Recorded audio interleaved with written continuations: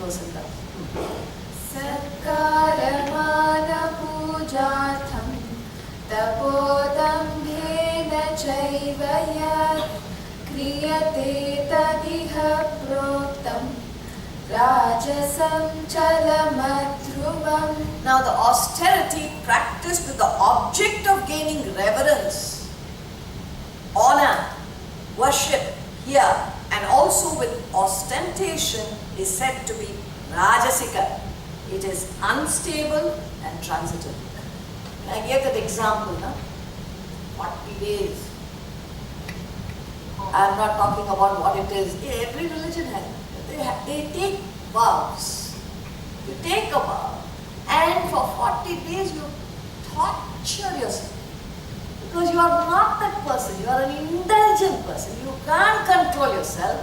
And you feel, if I do this 40 days, the gods will see me, they will be pleased, it is my ticket to heaven. For some reason you do it. And then what? The most absurd thing is, after that, you make up for all that you lost. What sense does it make? Now, I am giving you statistics.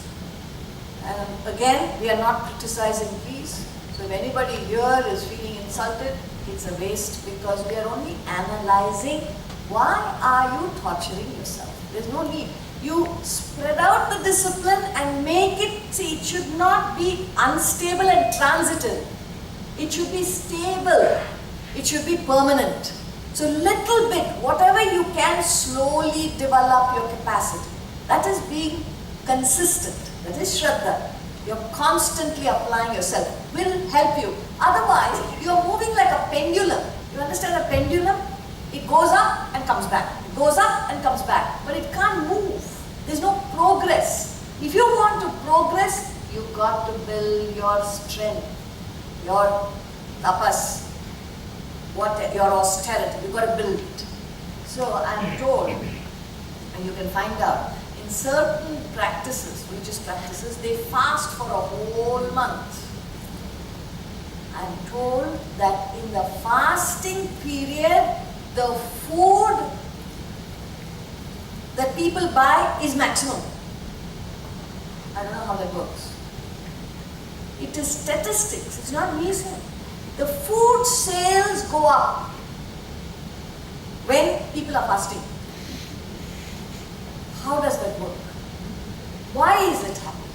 You are suppressing yourself. I'm not saying you should not fast, but understand the meaning of that practice and follow it. Not suppress yourself by compulsion. You're worried, if I don't do it, my ticket to heaven is gone. Or some curse will come. It doesn't, you're a human. Understand and do whatever you're doing. So austerity practiced with the object of gaining reverence. Then only I belong. Otherwise, I will be sent out of this community. That worry is there. Or for honor, or for people to look up to you.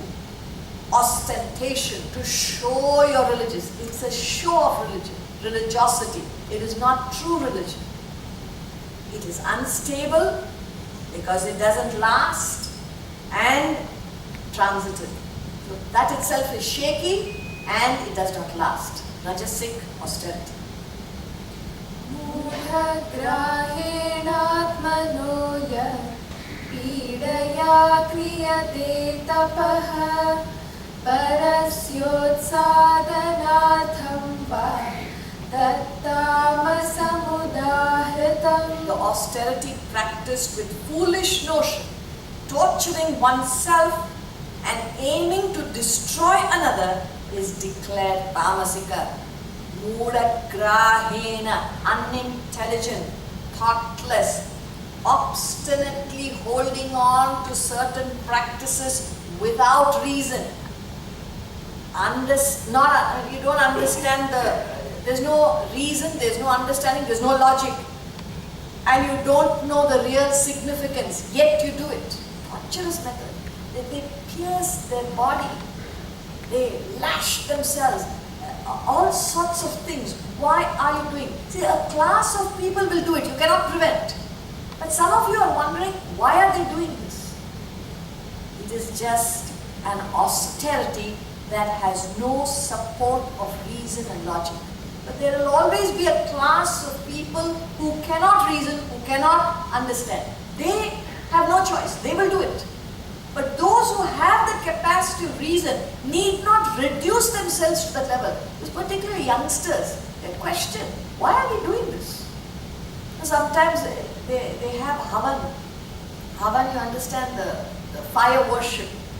And the fellow lands from America. He takes a 16-hour flight, gets to Delhi, and takes a second flight into Punjab. And when he goes to his home, the whole family is sitting for Havan. And they bring him straight with the suit, sit by the fire and listen to the priest chanting. The fellow takes a dislike for rituals. He's waiting to get back to America. Why does he run away? Because you're forcing it on without reason. That's what he's saying. That it's an austerity, the tapas, but you're practicing it without reason. You cannot pass it on to the younger generation because they revolt such unnatural ways of behaving without reason and logic. And he says, then not only that, you mortify yourself, self-torture, atmana idaya. You torture yourself and you do it so that you can destroy another person. You do all this so that I get back to this fellow. What sort of a thought is this? He says, this is declared as the lowest parasite. Datavyamiti yaddanam diyate nupakarine deshe kale cha patre cha taddanam satvikam smritam. Now we get on to gift. You remember the traffic of life? Ahara, input, yajnaha and tapaha, what is going on inside, and now comes the actions, the responses, the last part. When you have led this life, controlling all these activities, you're going to gain a lot.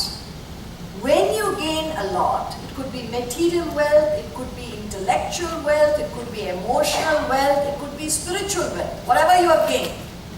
He says you must learn to share it with others. That is dana. Dana means gift. Now gift can be of three types. Sattvic, Rajasic, Tamasic. Gift given as obligatory to a recipient who does no service, and in place and in time, that gift is considered Sattvika. So it is an obligation, it is service, what ought to be done. When you give such a gift, you are not giving. You're just doing what you ought to do. See, the gift that a tree gives us fruit. It doesn't say I'm giving a gift. It just gives gift. It just gives fruit. It's not even conscious, it is giving. It is an obligation. I'll give you a story. It may seem a silly story, but it gives you that idea how pure it is when you don't have that idea, I am giving. It spoils the gift. At one time, there was a little get-together in somebody's home in India. And there was a little girl with a big brown paper bag full of sweets. So the mother must have given it to the little girl, and as the guests were coming in, she gave everyone a little sweet. She kept giving it. And she was so tiny, the bag was so big. She was holding on and giving the sweets. At one time, Swamiji, my father, he entered the same home, and he saw this little girl enthusiastically giving the sweets. And by now her hand was right into the paper bag, but she must have distributed most of the sweets. Promptly he went up to her and held out his hand. She smiled and put her hand in and looked. She couldn't find the sweet because it's all finished. You know what she did? She had one in her mouth. She took it out and gave it to me. Swamiji talks about it. He says that was the best gift I ever received. For a child to part with the sweet from the mouth, full of the drool, again, is like prasad. Such a pure action that was. She does not even know that she is giving. That is a gift. Pure.